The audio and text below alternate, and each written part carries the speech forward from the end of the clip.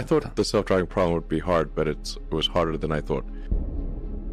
Elon Musk reveals fully self-driving Tesla. It's exhausting to travel home after a long and stressful day at work, and it's even more so if you have to beat the traffic. With an autonomous automobile, on the other hand, you can sleep, watch your favorite TV show, or play a computer game while the car takes you home. Thanks to Elon Musk and his Tesla organization, which is dedicated to mass-producing robotic automobiles on a big scale, this is now possible. So, are you interested to know more about this? Keep an eye on the video. Welcome to Elon Musk Future. Don't forget to subscribe to our channel and press the bell icon to never miss an update about Elon Musk. Alright, let's check Elon's reaction on when the driverless cars will be fully in use. Have a look.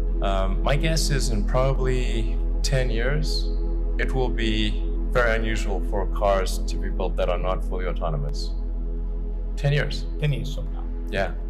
I think almost all cars built will be capable of full autonomy in about 10 years. At the World Government Summit in 2017, the Tesla founder told the attendants that using a self-driving car will be so simple. He compares it to taking an elevator to check it out. Getting in a car will be like getting in an elevator. You just tell it where you want to go, and it takes you there with extreme levels of safety, and that'll be normal. Like for elevators, there used to be elevator operators. You get in, there'd be a guy moving a lever. Now you just get in, you press the button, and that's taken for granted. The most important question that people ask themselves is how safe is the robotic car? In America alone, more than 100 people die every day as a result of road accidents. Therefore, the autonomous driver will make more sense if it will be the better and cleaner driver on the road. In a conversation with TED's Chris Anderson, Elon said that Tesla is working on the best technologies, which will ensure that the self-driving vehicle is safe. So leaving aside regulation for a second, that in terms of the technology alone, the time when someone will be able to buy one of your cars and literally just take their hands off the wheel and go to sleep and wake up and find that they've arrived, how far away is that? That's about 2 years. The real trick of it is not, how do you make it work, say 99.9% of the time? Because if a car crashes, say 1 in 1,000 times, then you're probably still not going to be comfortable falling asleep. You shouldn't be, certainly. But it's not going to be. It's never going to be perfect. No system is going to be perfect. But if you say it's perhaps, the car is unlikely to crash in 100 lifetimes or 1,000 lifetimes, then people are like, okay, wow. If I would live 1,000 lives, I would still most likely never experience a crash. Then that's probably okay. Sleep. Maybe, I guess a big concern of yours is that people may actually get seduced too early to think that this is safe, and that you'll have some horrible incident happen that puts things back. Well, I think that the autonomy system is likely to at least mitigate the crash, except in rare circumstances. The thing to appreciate about vehicle safety is this is probabilistic. So that there's some chance that anytime the human driver gets in the car, that they will have an accident. That is their fault. It's never zero, and so the key threshold for autonomy is how much better does autonomy need to be than a person before you can rely on it.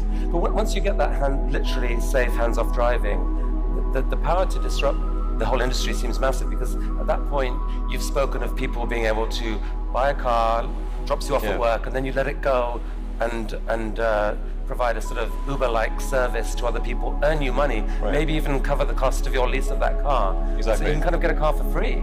Is that really likely? Yeah, absolutely. This is what will happen. So there will be a shared autonomy fleet where you buy your car and you can choose to use that car exclusively. You could choose to have it be used only by friends and family, only by 5-star other drivers who are rated 5-star. You can choose to share it sometimes, but not other times. That's 100% what will occur. It's just a question of when. It is quite fascinating and mind-boggling when you learn how driverless cars work. An excellent example is Tesla cars that have autopilot features that make them autonomous.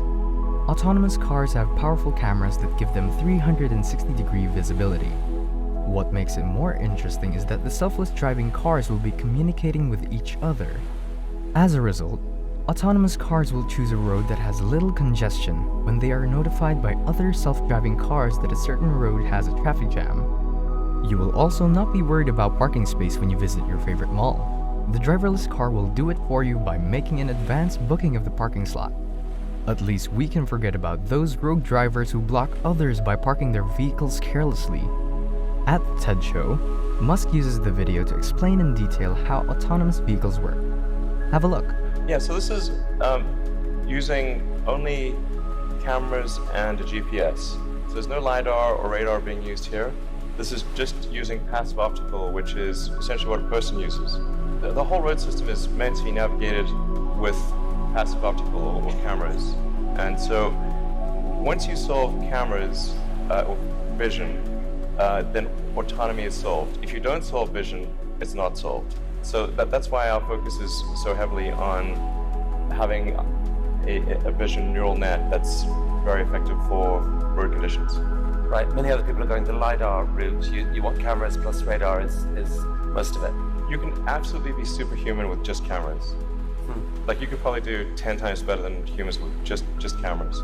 Although the use of self-driving cars makes life easy and simple, making them is quite difficult. Making a robotic car means transferring all the human driver qualities to software in the car. The exercise is quite expensive, as it requires very many tests where the cars have to cover quite long distances while being tested. Elon Musk, who is a tech genius, found the concept of robotic cars to be harder than he had anticipated. It will probably be extremely hard for normal folks to understand and appreciate the same concept. In an interview with Lex Friedman, Musk goes ahead to explain how hard the idea of robotic cars is. I thought the self-driving problem would be hard, but it was harder than I thought. It's not like I thought it would be easy. I thought it would be very hard, but it was actually way harder than even that. So what it comes down to at the end of the day is to solve self-driving, you have to solve. You basically need to recreate what humans do to drive, which is humans drive with optical sensors, eyes, and biological neural nets. And so in order to, that's how the entire road system is designed to work, with basically passive optical and neural nets, biologically. And now that we need to, so for full self-driving to work, we have to recreate that in digital form. We can trust Musk when he tells us that car manufacturers by 2029 will be fully autonomous. The Tesla CEO is really revolutionizing the automobile industry. He came up with the electric vehicles, and he is now working on self-driving vehicles. And soon, he will come with a flying car. The concept of robotic cars is Elon's warning to all those men who make a living behind the wheel. The idea of self-driving vehicles is unstoppable, making change inevitable. Anyways guys, if you want to see more interesting Elon Musk videos, click the video right above. That's all for today. Thanks for watching the video. If you enjoyed it, please like, share, and subscribe to our channel for more exciting content.